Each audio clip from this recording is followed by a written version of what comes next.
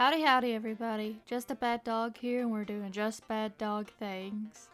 So this is a part 2 of the Five Nights at Freddy's retelling that I have been working on. Last week we did Henry, Jeremy, and Phone Guy.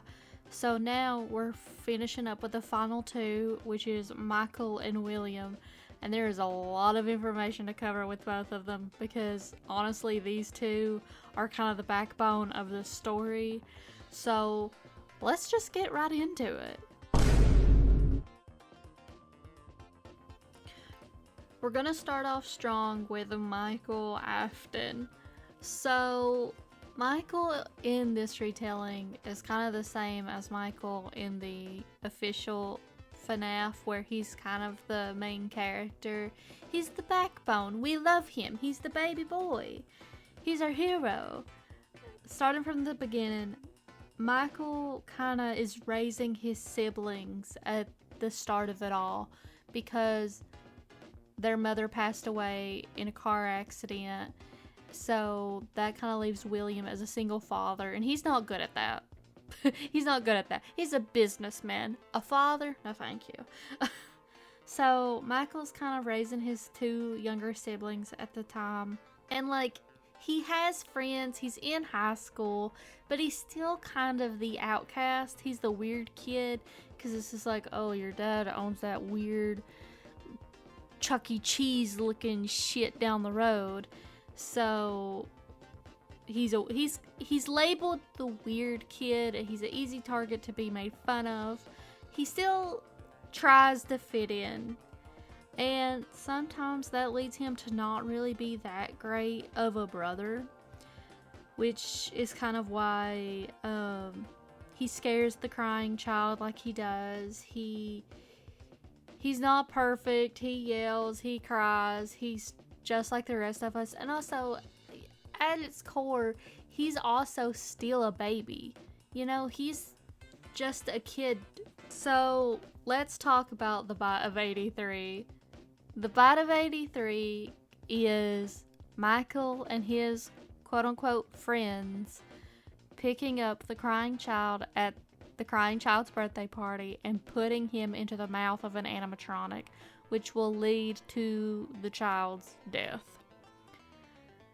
Michael, this is all an accident. We all know it's an accident. Michael did not do this with any ill intent, any malice in his heart, but this is kind of like we've been on icy ground between Michael and William for a while, but this is kind of what completely shatters the ice for him and William, which leads to him being kicked out, which leads to him turning to the phone guy. So the phone guy for a lot of this is his father figure. It's his protector. He's the one that's taking care of Michael and helping him through the difficult times.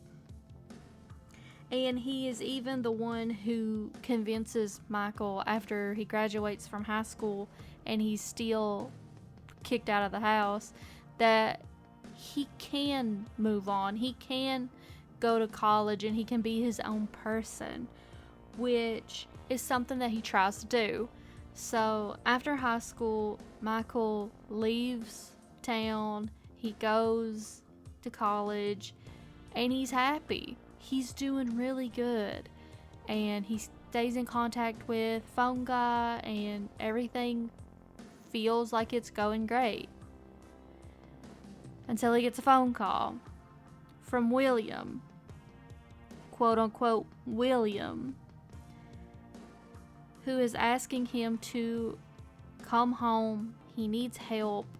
He can't do this without Michael. And Michael still has this piece in his heart where he wants his dad. Yes, he loves Phone Guy, but he still wants his dad, you know? So he goes. And it turns out it wasn't even William.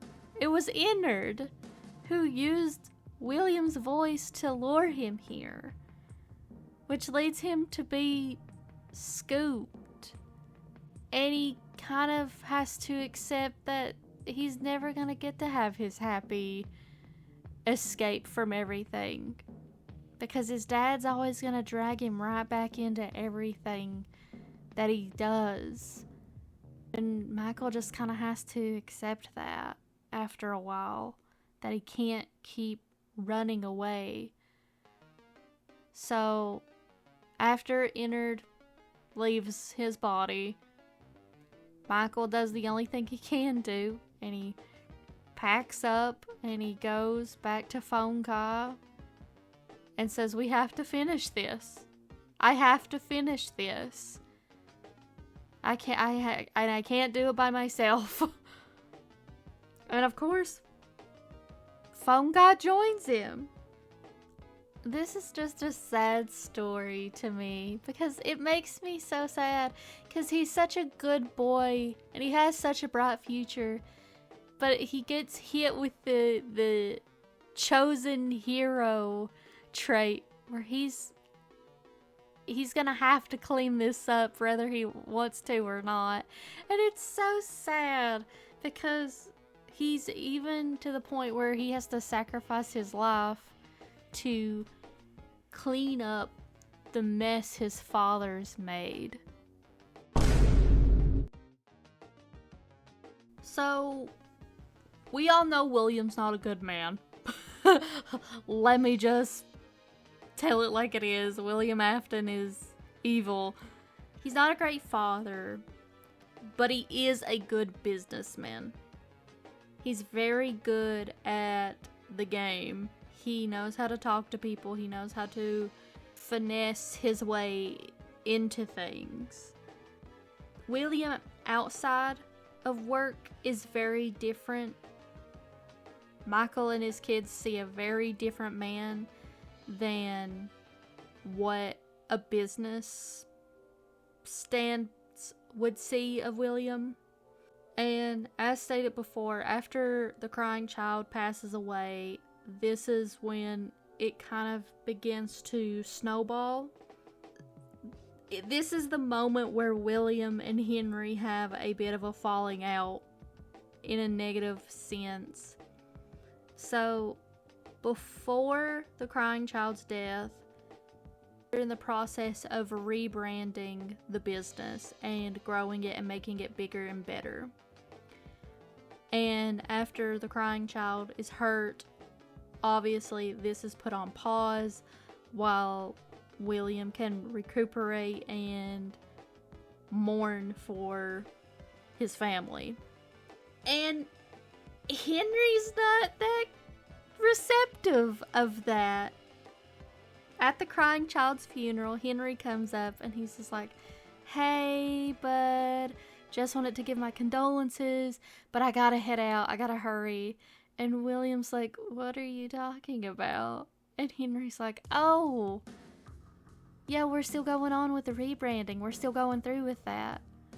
Which, yes, William wanted to do that, obviously, but did we have to do it right now? Henry, did we have to do it right now?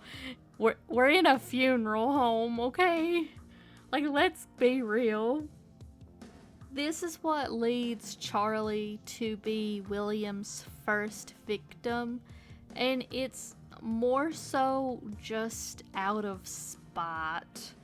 He's just like, I want Henry to have a bad time because I don't feel like he acted the way a friend should act, which he didn't.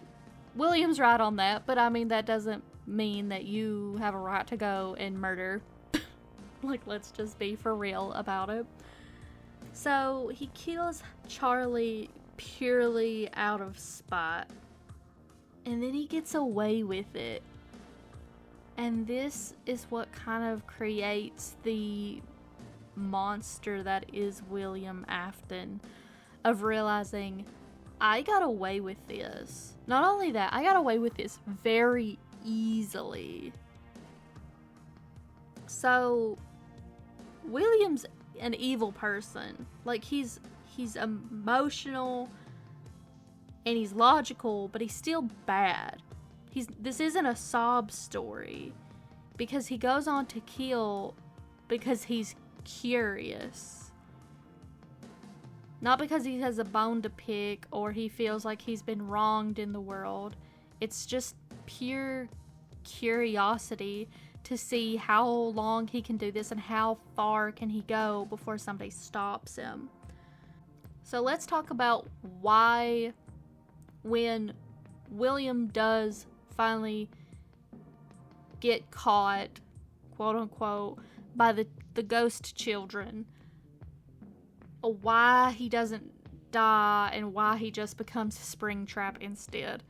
So I wasn't a big fan of the remnant stuff in the games and the stories per se, but I did want to try to use that here and have it be more of a concept of kind of like Monsters Inc. with they scare kids and they use that fear to use it as electricity and power and stuff.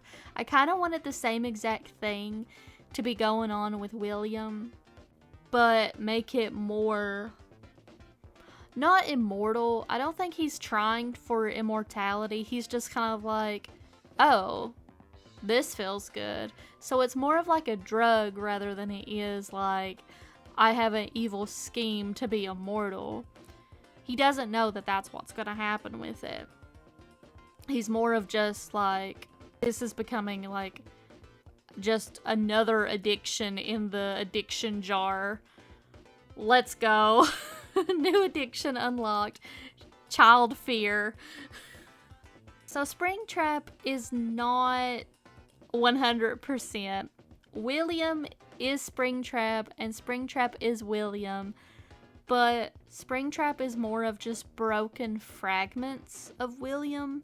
Like, more of, like, his intense emotions and his memories. It's not like William just died, quote unquote, and then woke back up and was the exact same. It's more of like, William's determination is still here, and it stays here, and that's bad.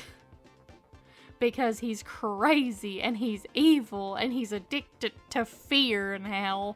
For some crazy reason. So I really like the ideal of Springtrap to be violent, not because William is just evil and violent as a whole, but more of like, that's the strongest parts of who William is as a person. His strongest emotions, his strongest fears, his strongest thoughts. That is what makes Springtrap. That is what creates this monster that terrorizes people, that has to be stopped. Otherwise, the world's gonna fall apart. You know? Because he always comes back. Because of the remnant and because of William's just intense determination to stay alive and continue to see how far he can go. How far can he take this? And in the end, when Michael sacrifices himself, William doesn't go with him. Because we all know where William's going. And it's not with his son. And there you have it. That's what I have pretty much of Michael and William. I love these designs and I love how all of them turned out. I have them in a nice little row and this is such a fun cast of characters and I had so much fun with this project. It took a lot longer than I expected it to, but I had never tackled something really like this with a time frame before. And I enjoyed it. I liked it. It put me in a schedule and a routine, and I had a lot of fun with it. It felt really good to flex my creativity in this way, and I hope y'all enjoyed it. If you have any ideas or something that you would like me to rewrite or redesign in the future, leave it in a comment down below. Don't forget to like and subscribe if you enjoyed the content, and I post every Sunday. and I will see you all in the next video. Bye bye.